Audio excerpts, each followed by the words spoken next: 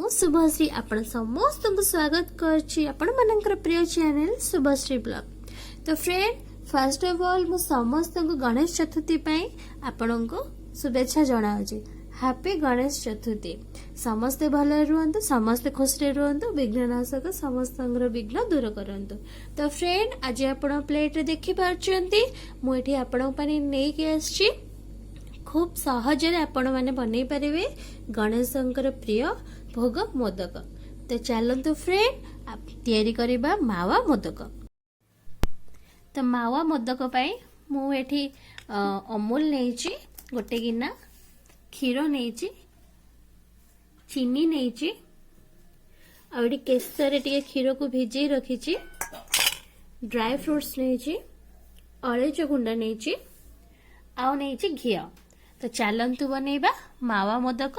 तो फ्रेंड एठी हमर कढ़ाई गरम हो गला, एबे हमें घी पके दबा। एठी मु कंचा क्षीर पके देली,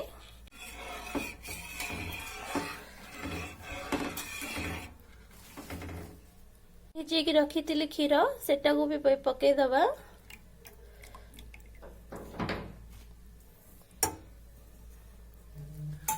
एबे आको भल भाव रे गोलेबा। गैस को आपण मीडियम फ्लेम रे रखिबे। एबे हमें चीनी पके दबा। चीनी मु एठी 2 चम्मच नै छी, कहना अमूल एठी व्हाइट पाउडर टा बेसी मिठा हेथिबो, तो सेति पे मु अल्प चीनी नै छी। एबे मु अळेच गुंड पके देबी। आगु एबे लगातार एमती खड़िका एमती चलाउथिबे। एबे हमें आस्ते आस्ते अमूल पके दबा। आपण पकोथिबे खड़िका को चलाउथिबे, बिंडा जेमती न रहिबो।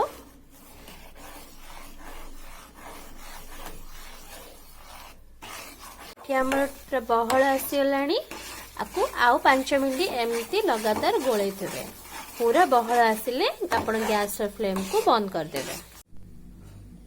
तो ये मु घी लगे देछि, तो आपको एबे छोट छोट गोला करके भीतर एबे लगे दबा।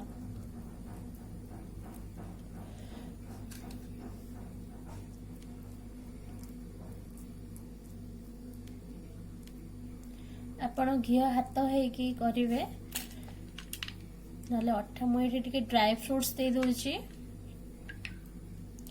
ताको हमें एबे चापी दबा और तळ पट्टे टिके दे दबा।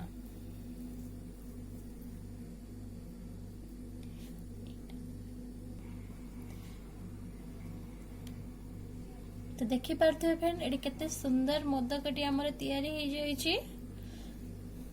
ताको हमें एबे एई भଳି भाबे सब एबे मोदक हमें तयारी करबा। फ्रेंड एठी हमर सब मोदक तयारी हे गेला। आपण भी आपनका घरे बनांतु, आउ मते कमेंट बॉक्स रे जणांतु केमती हे छी।